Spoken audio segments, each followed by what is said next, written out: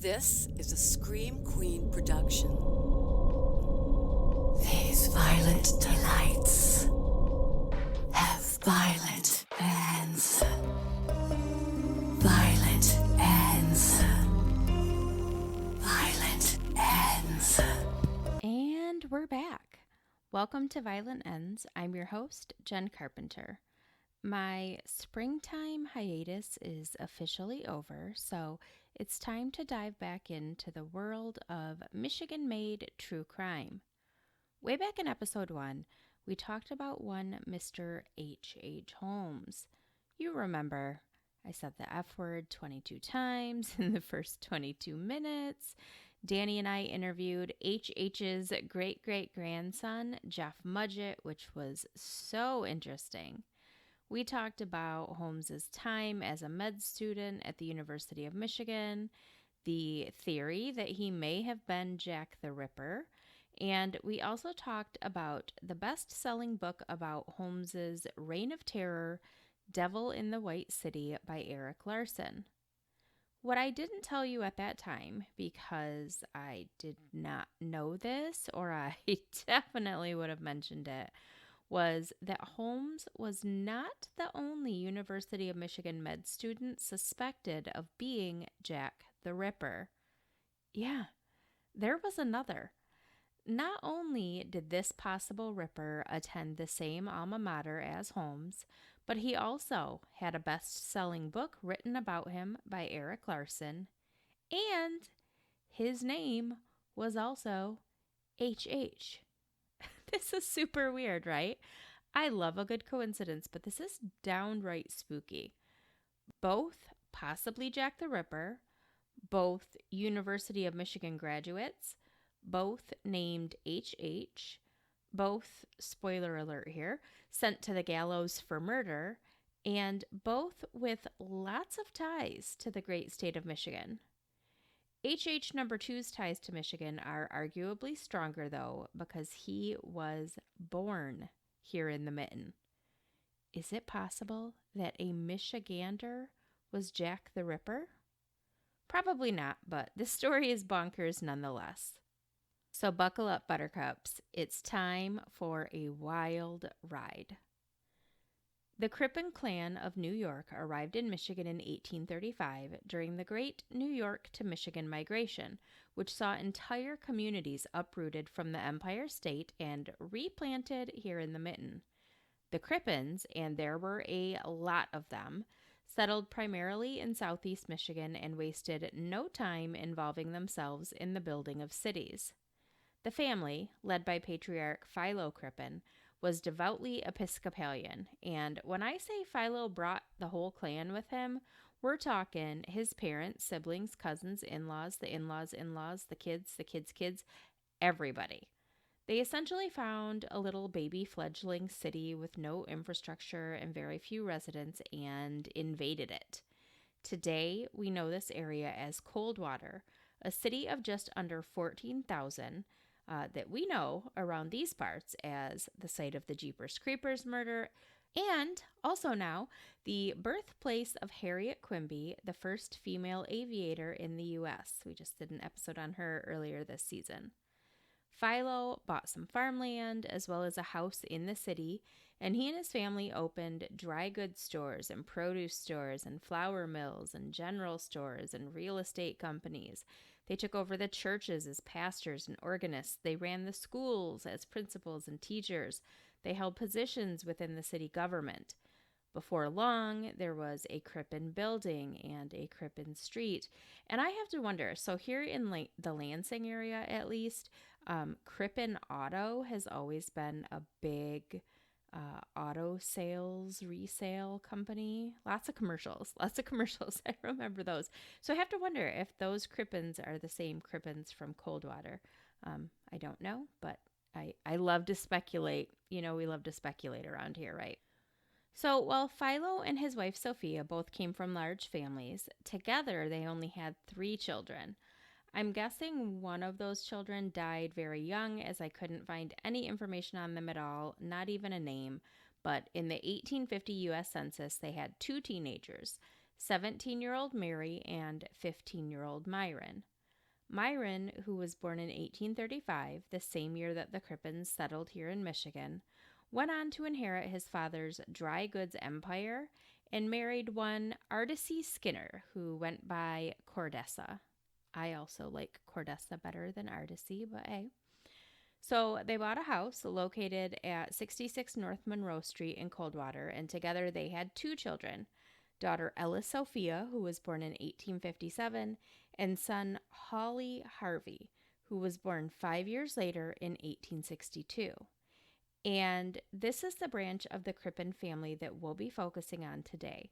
Holly Harvey Crippen, born during the tumult of the Civil War. He was just 2 years old when his big sister died when she was 7. I assume from an illness, but I couldn't find anything that said. The Crippens came from Hardy stock. And while Holly, who often went by Harvey, but sometimes Peter, and then later just preferred to be called Doctor, got the brains and entrepreneurial spirit that so many of his kin possessed, he was absent the day the gods were handing out that Crippen grit. He was a small, sickly child who grew into a small, sickly adult. He was quiet, meek, slow to develop, and often bullied. As a 48-year-old man, this was how a newspaper described him. And here's your reminder that old-timey newspapers were savage. Height, 5 foot 3 inches. Complexion fresh, hair light brown, scanty and bald on top. Long, sandy mustache, rather straggly, maybe clean-shaven or wearing a beard. Eyes gray. I put eyes straggly, but that's just super rude. Eyes gray, flat on bridge of nose, false teeth, wears gold-rimmed spectacles, rather slovenly appearance. I looked it up just to make sure I knew what that meant. It just means dirty or messy. Throws his feet out when walking, quiet-spoken, carries firearms, shows his teeth much when talking. What kind of description is that? So a lot of articles that I read described him as milk toast, which according to the Oxford Dictionary means feeble, timid, insipid, or bland. Holly did have a privileged childhood, which tends to be the case when your family runs the town. But again, he was often the target of bullies, and he didn't have like a ton of friends, but whatever. H. Crippen enrolled at the University of Michigan School of, I should have looked how to say this up. So I know that it's homeopathic when you're saying it that way, but when it's homeopathy, I don't know how to say it, and I meant to look it up and I didn't, so you guys tell me. But that's where he went, and he enrolled in 1882, which was the same year that one Mr. H. Holmes enrolled in the school's Department of Medicine and Surgery. Given that the men were the same age, 20, at the time of enrollment, the school was very small because it was still the 1800s, and they were both oddly named H. I mean, I'm going to speculate here again that they probably crossed paths at least a time or two. While H. Holmes went on to graduate with a medical degree in 1884, then become America's first serial killer and murder possibly upwards of 200 people over the next decade before being apprehended in 1894, H. Crippen dropped out of U of M after a semester, and he headed over the pond to London with hopes of furthering his medical education. But he didn't really like London any more than he liked U of M, so he returned to the States and he enrolled in courses at Cleveland Homeopathic Hospital in Ohio. See, I know how to say it like that. As H. bounced around the country, his hometown of Coldwater followed his exploits closely. He was a Crippen, after all. His trip home when his grandmother died, his graduation from this university, and his new enrollment at that university, and his new job in this state, all of that was tracked closely by the local newspaper, the Coldwater Courier. So lots and lots of nonsensy articles about Mr. H. Crippen. After graduating from Cleveland's Homeopathic Hospital, H. studied ophthalmology in New York, which is where he met his first wife, Charlotte Jane Bell, an Irish immigrant 4 years his senior. They married just before Christmas of 1887, when H. was 25 and Charlotte was 29. Together they moved to San Diego, where Crippen opened his first medical practice. His parents joined their only child on the West Coast soon after. They settled in Los Angeles, so they were like a day's train ride from San Diego still, but that's better than, the week or longer that it would take to get from Michigan to San Diego back in the 1800s. In 1889, when H. was 27, his first and only child, a son named Hawley Otto, was born. Soon after, the little family moved to Salt Lake City, Utah, and soon Charlotte was pregnant again. On January 24th, 1892, just weeks before she was due to give birth to her second child, 33-year-old Charlotte died suddenly of a stroke. She left behind her 29-year-old husband and her 4-year-old little boy. And soon, H. would leave the little boy behind as well. He sent his son to Los Angeles to be raised by his parents, so Otto's grandparents. And then H. relocated to the complete opposite side of the country, settling once again in New York. He took an internship at a doctor's office there, and it was there that he met wife number 2, a 17-year-old patient by the name of Cora Turner, who came to the practice because of feminine troubles she was having. Cora was a struggling music hall singer, aka she was not good. She had no talent at all, but she was very committed to her craft and very confident in her lack of abilities. She performed under the stage name Belle Elmore.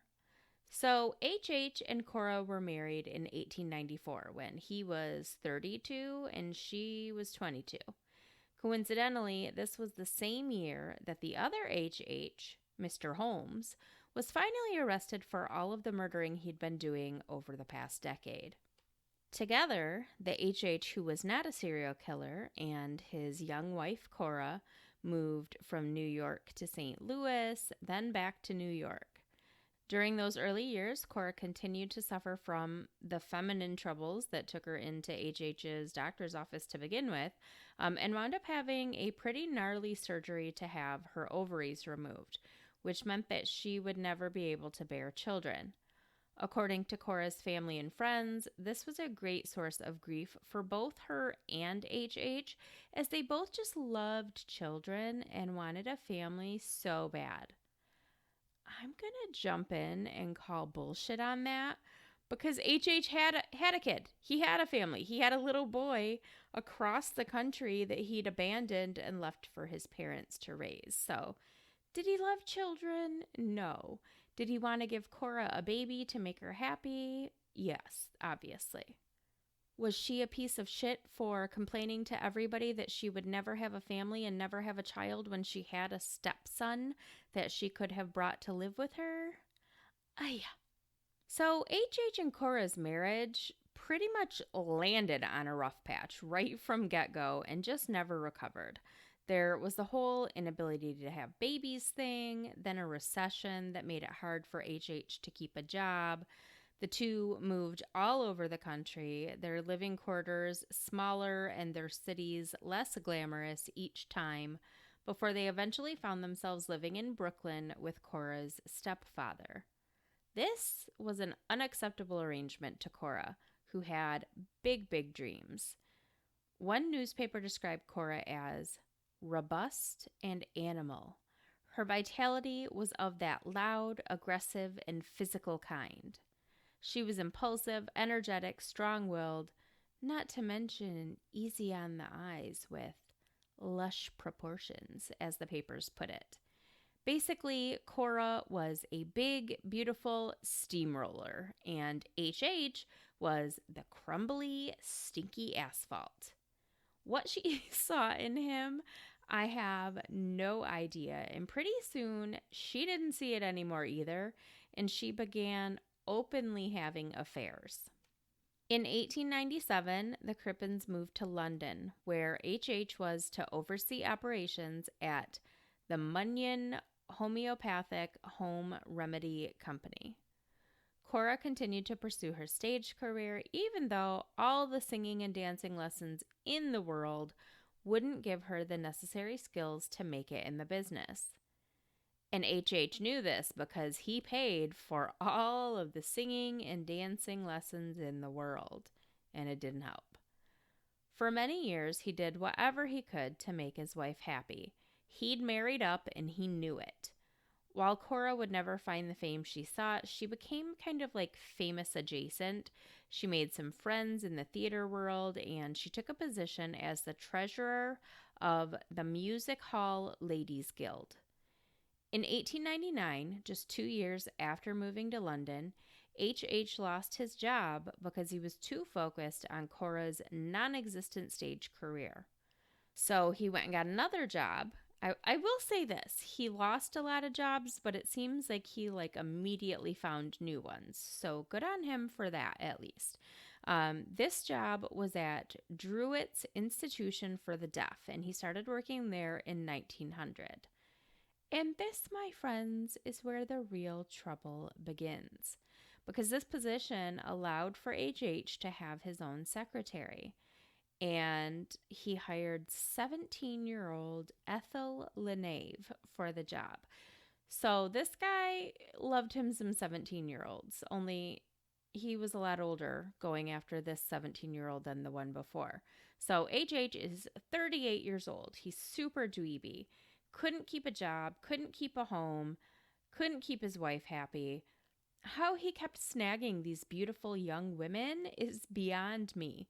But by 1905, the same year that he and Cora rented a spacious villa at 39 Hilldrop Crescent in London, H.H. and his young secretary were hot and heavy, having a full-blown affair. Now, this house at 39 Hilldrop Crescent had lots of bedrooms, enough that H.H. and Cora each had their own room, and they were able to rent out space to boarders to supplement their income. Cora screened the boarders and decided who got to live with them, and so to no one's surprise, she had affairs with many of them. And this became the Crippens' life in London. By 1910, quiet, homely 47-year-old Holly Harvey Crippen was working with the deaf and madly in love with his pretty 27-year-old secretary Ethel. His larger-than-life, beautiful but brutal wife, 37-year-old Cora, had a stalled stage career and a long history of affairs with boarders, with other performers, probably with the neighbors. She didn't love any of these men, but at least they weren't H.H., who she openly hated, and everybody knew this. On January 31st, 1910, the Crippens hosted a dinner party for two of Cora's closest friends, Paul and Clara Martinetti. The evening was pleasant enough, save for one pretty awkward encounter. When Paul asked to use the toilet, H.H. pointed him up the stairs rather than escorting him, and this caused Cora to berate her husband for being a bad host. I would argue that her berating her husband in front of their guests also made her a bad host, but tomato, tomato.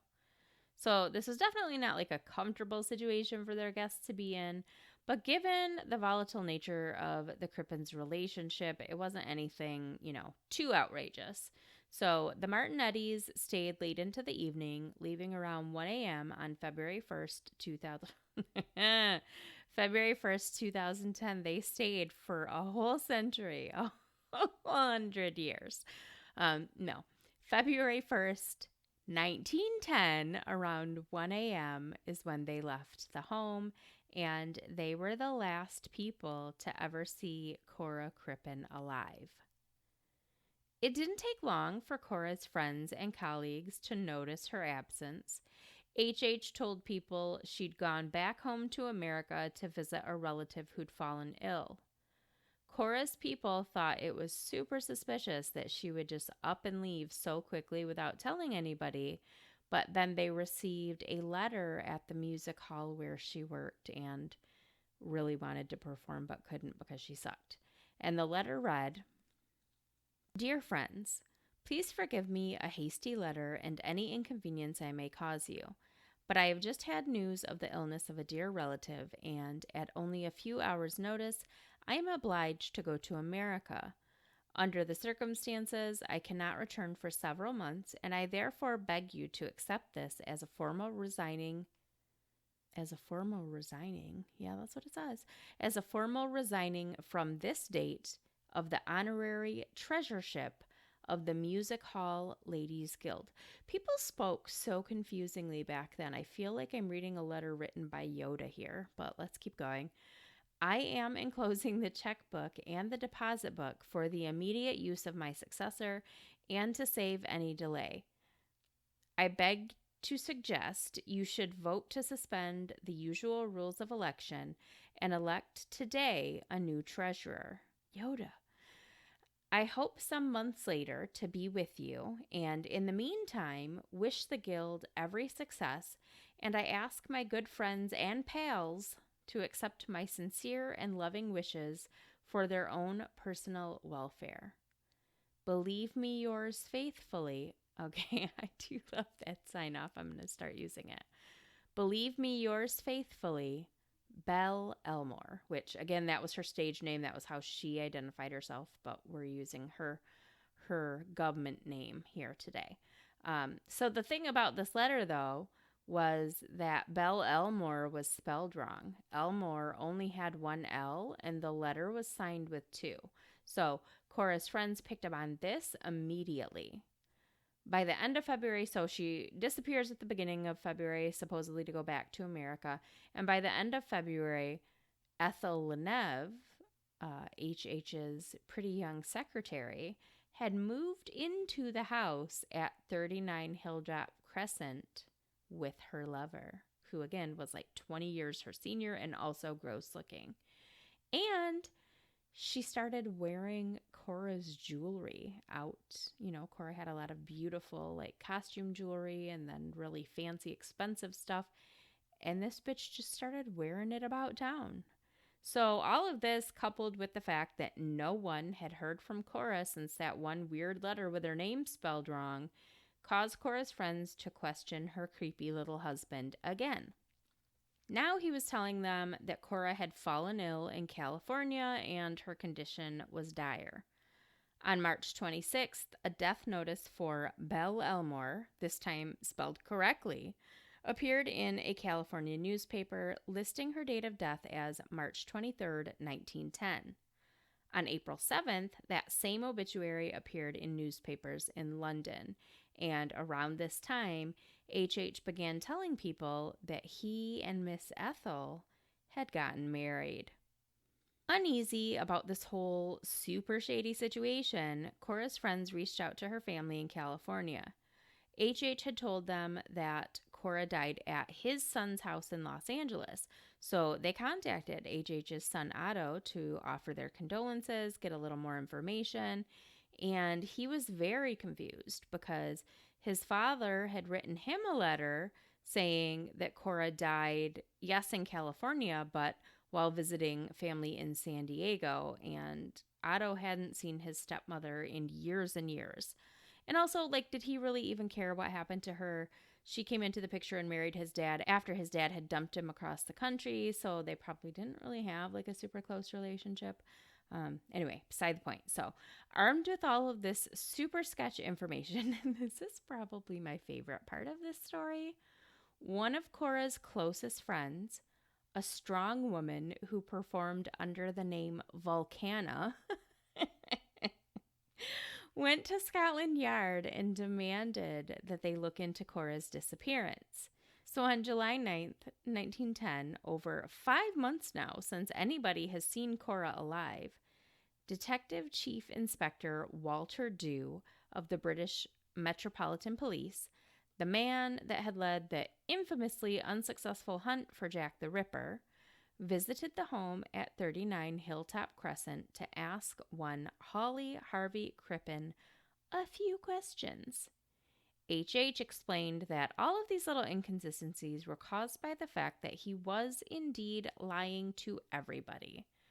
What had happened, according to him, was he and Cora had a quarrel, and she told him she couldn't take it anymore. She was leaving him, that she was running away back to America with one of her many lovers.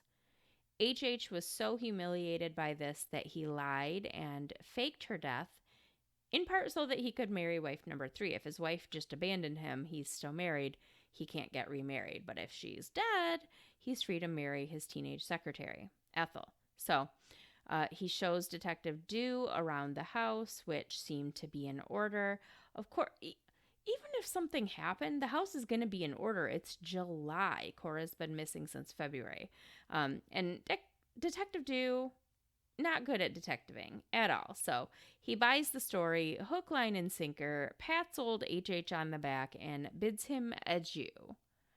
But H.H. and Ethel flipped the fuck out as soon as he was gone. So what did they do?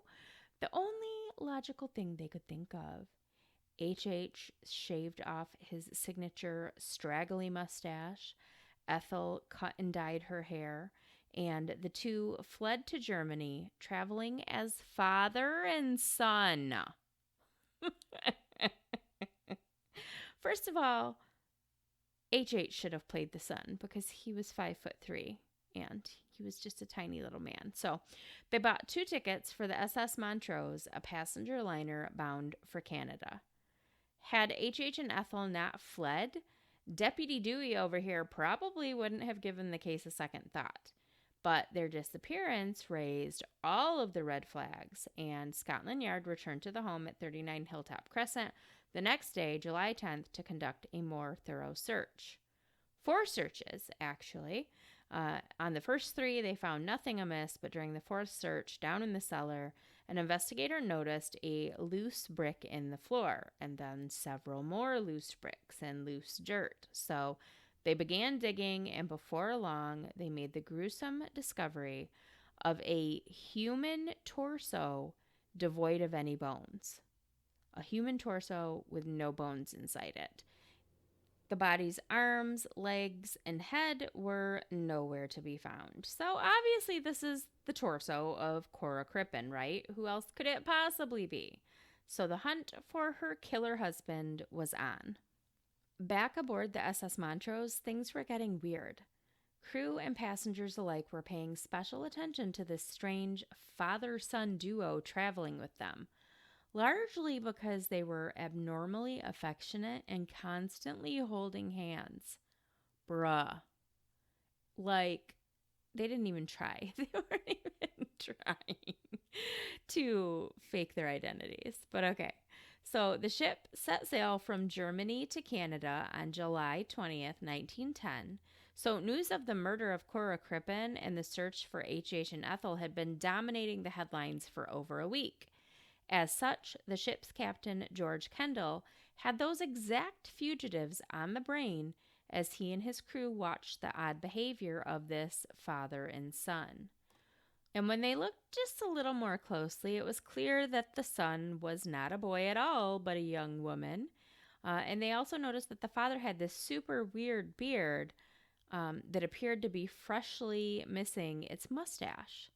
Lucky for Scotland Yard and very, very unlucky for H.H. Crippen, the SS Montrose had a newfangled piece of machinery on it called a wireless transmitter, the creation of genius inventor Guglielmo Marconi.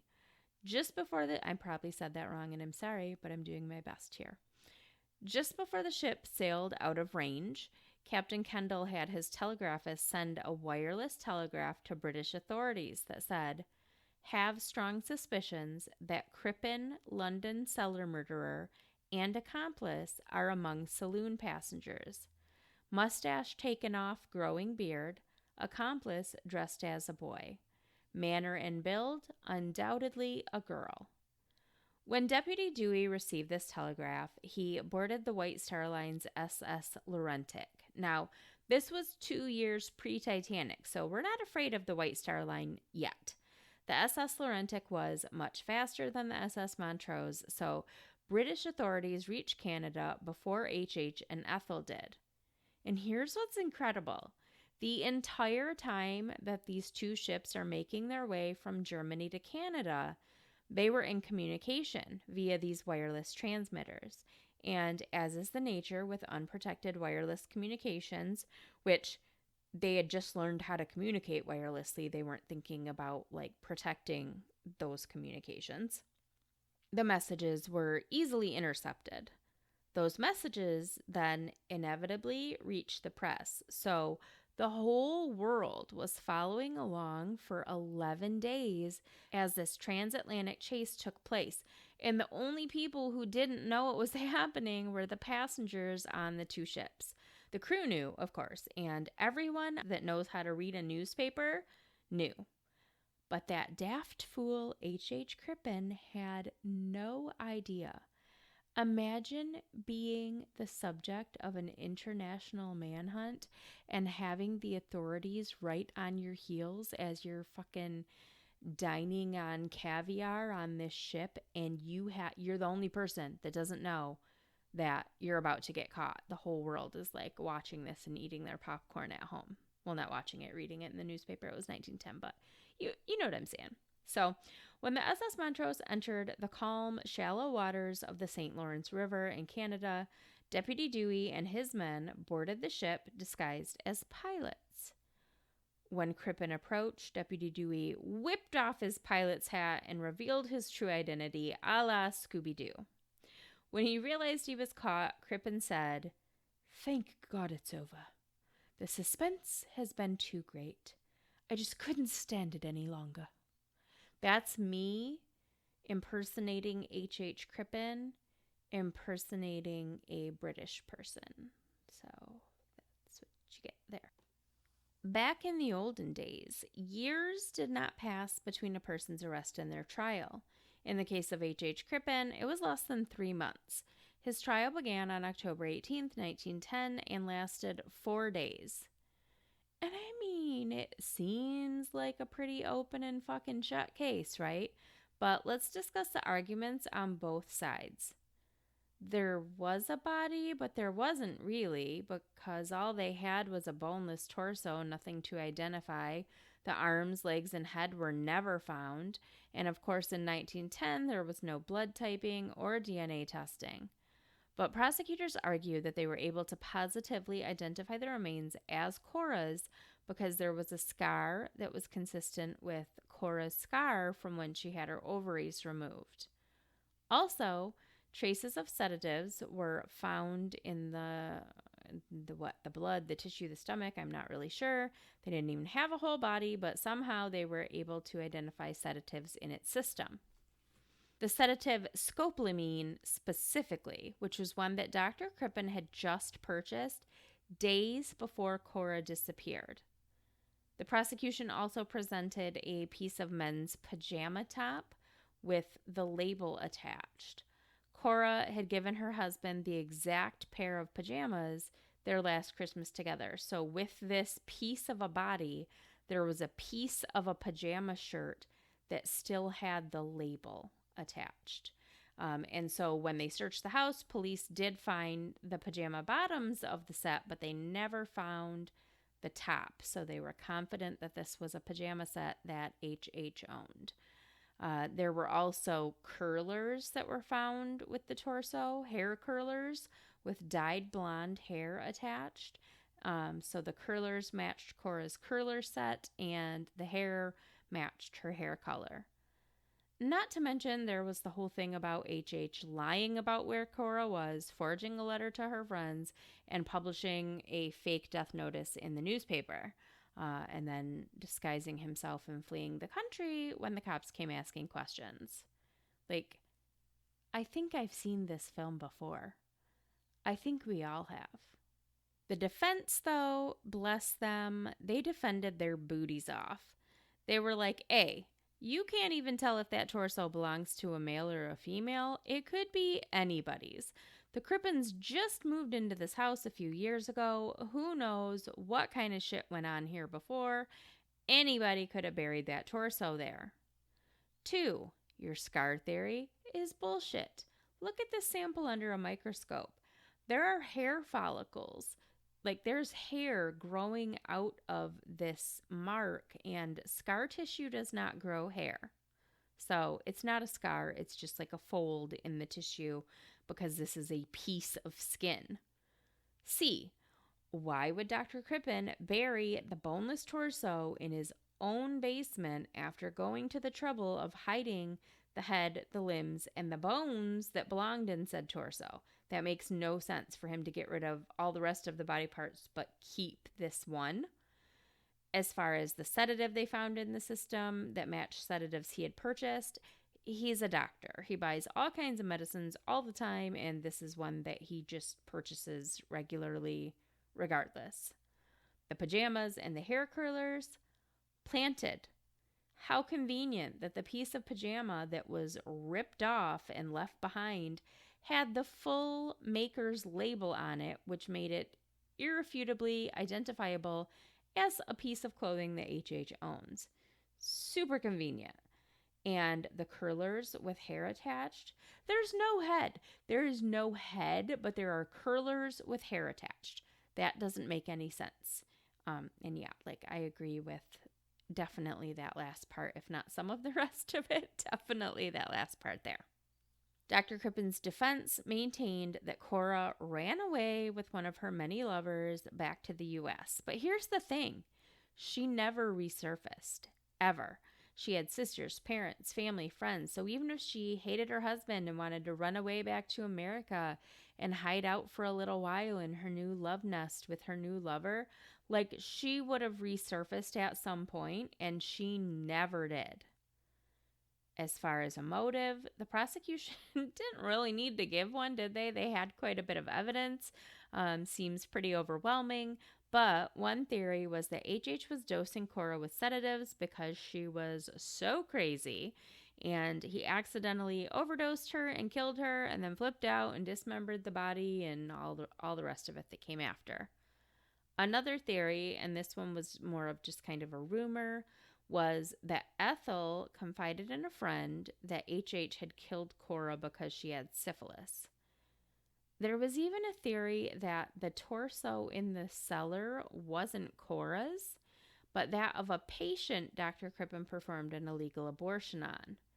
And then there were the Ripper rumors.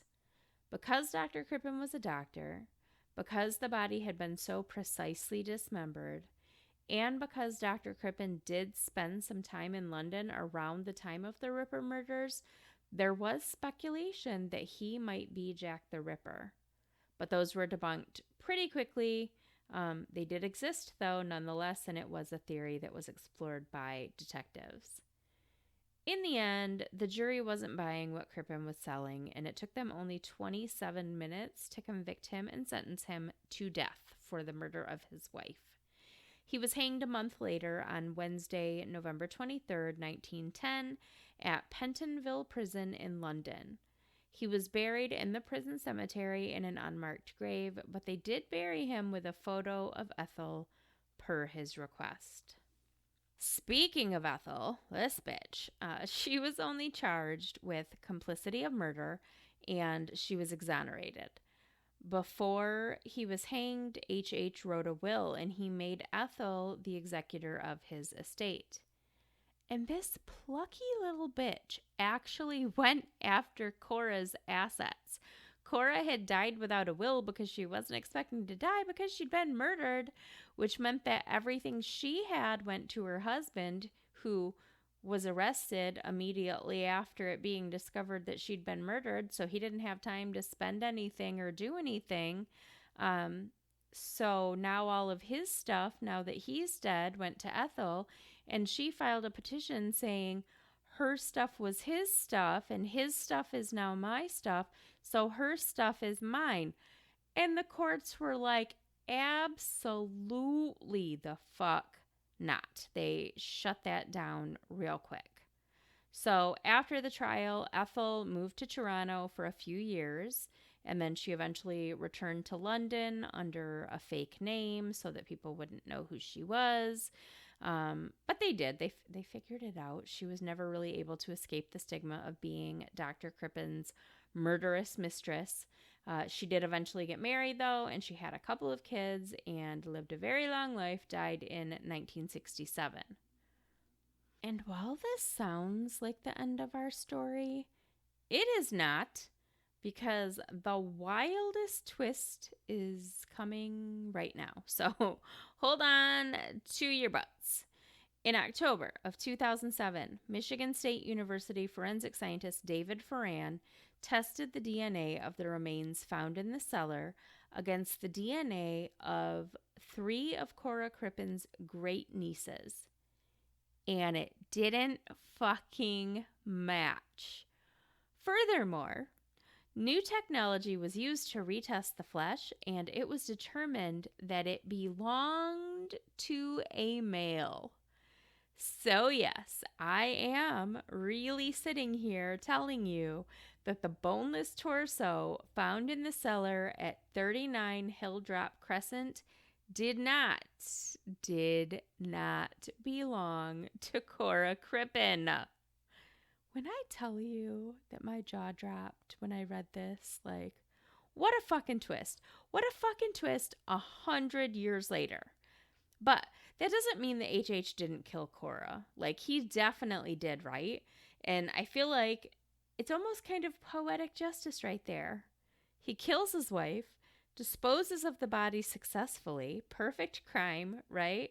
And then the police come, search his house, and find a different body in his cellar, possibly one that he didn't even know was there.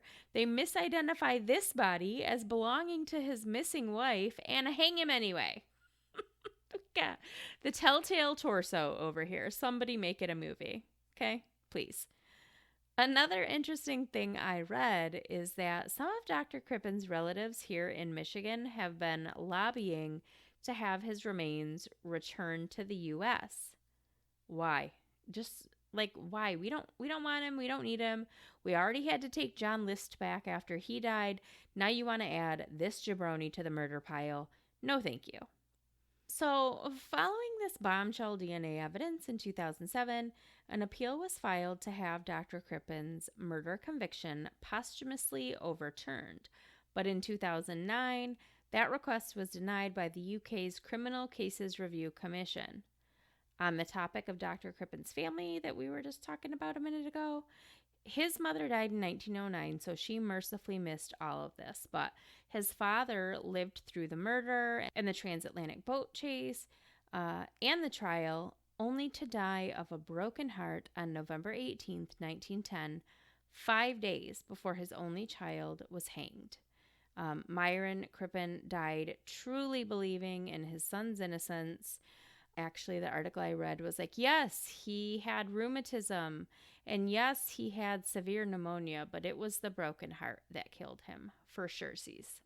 And this, friends, concludes the story of the other HH, the second University of Michigan med school student who was suspected of being Jack the Ripper, was hanged for murder, and had a book written about him by Eric Larson.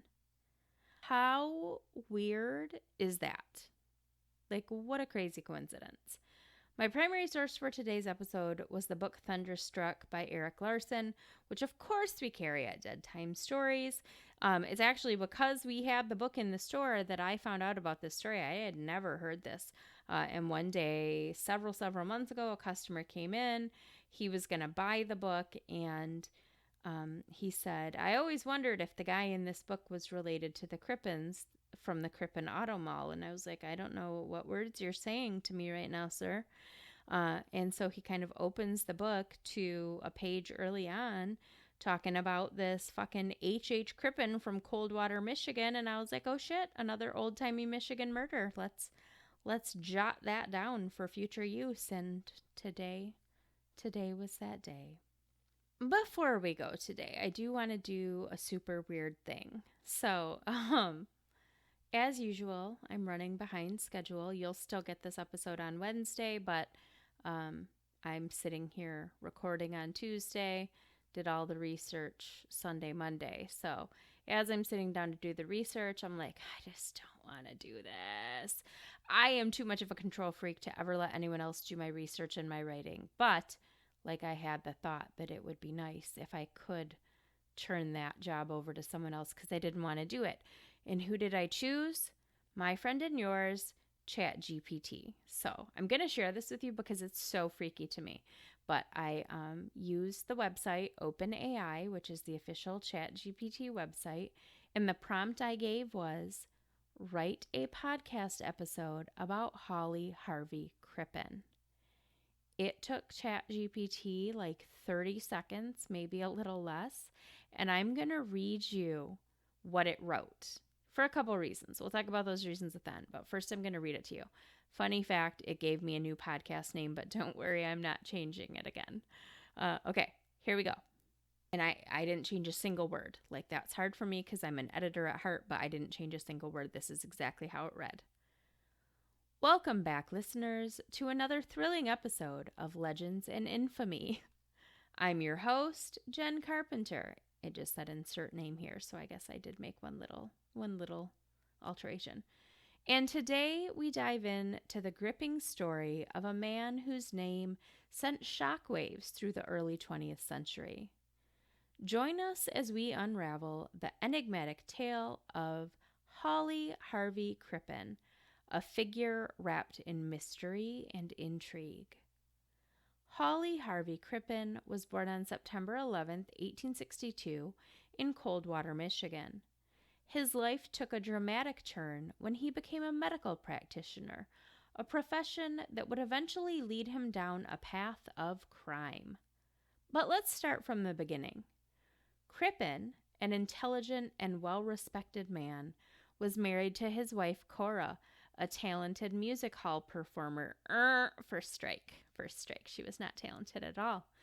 Despite their outward appearances, their relationship was far from blissful. As the years went by, tensions mounted and infidelity plagued their marriage. On the surface, Harvey Crippen appeared to be an ordinary man, but behind closed doors, a sinister plan was unfolding. In 1910, Cora mysteriously disappeared from their home in Hilldrop Crescent, London.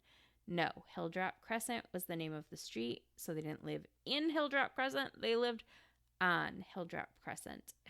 Get it together, ChatGPT. Crippen explained her absence by telling friends and neighbors that she had returned to America to care for a sick relative.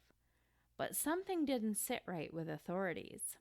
The suspicions were raised when Crippen's new lover, Ethel Leneve, was seen wearing Cora's jewelry and clothing. The police were called in to investigate, and what they discovered shocked the world.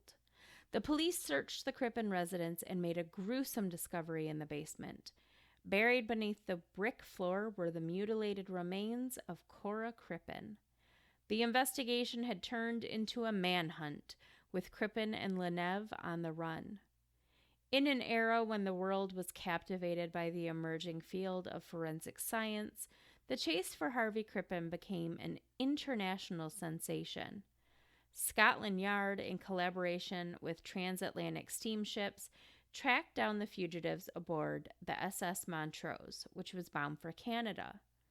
Chief Inspector Walter Dew, a prominent figure in the case, boarded the ship and apprehended Leneve. The trial that followed was one of the most sensationalized events of all time, attracting the attention of the media and the public alike. ChatGPT, you forgot to tell us that they also arrested H.H. Crippen, but that's okay. Crippen's defense team, led by Edward Marshall Hall, argued that the remains found were not Cora's, but rather those of a scarred and disfigured man. I don't think they said that, but okay.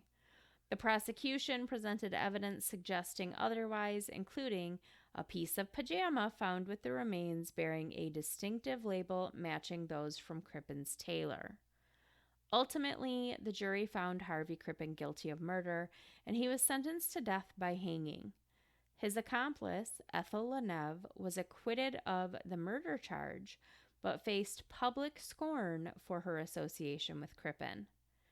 The story of Harvey Crippen is not just a tale of crime, but also one that highlights the impact of emerging forensic techniques on criminal investigations. Crippen's case was a landmark in the history of forensics, as it was the first time that a suspect had been caught with the help of wireless telegraphy. Telegraphy? That's not a good word either. A technological marvel of the same time.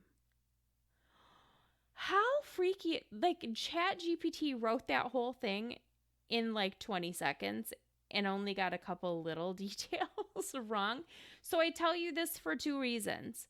Also, it made prompts for me to add dramatic music at points, police sirens, the sound of a newspaper printing press, courtroom ambience, a gavel bang, Morse code beeps. Like it really wanted me to go all in with the sound effects. But here's the thing, couple things. One, we need to start being a lot more careful where we're getting our true crime and our information from, because I very easily could have just read that to you guys as the podcast episode, and it doesn't give me any sources or anything like that. So where ChatGPT pulled this information from, we don't know. And I could never do that, but if you think there's not people out there having ChatGPT write them podcast episodes and YouTube scripts and all these other things that they are then sharing without fact checking the information, you are wrong, my friends. So it's more important now than ever to be super, super careful where we're getting our information and what we're choosing to then share with other people. But also, like, that was a pretty short story. I think it was like 500 words or so. Look at all of the juicy, juicy details that it left out. So while all of this AI technology and all of these advancements are A, terrifying as fuck, but two, fascinating, I feel in less danger of losing my job, as it were, than I did before I did this little experiment, because ChatGPT could never.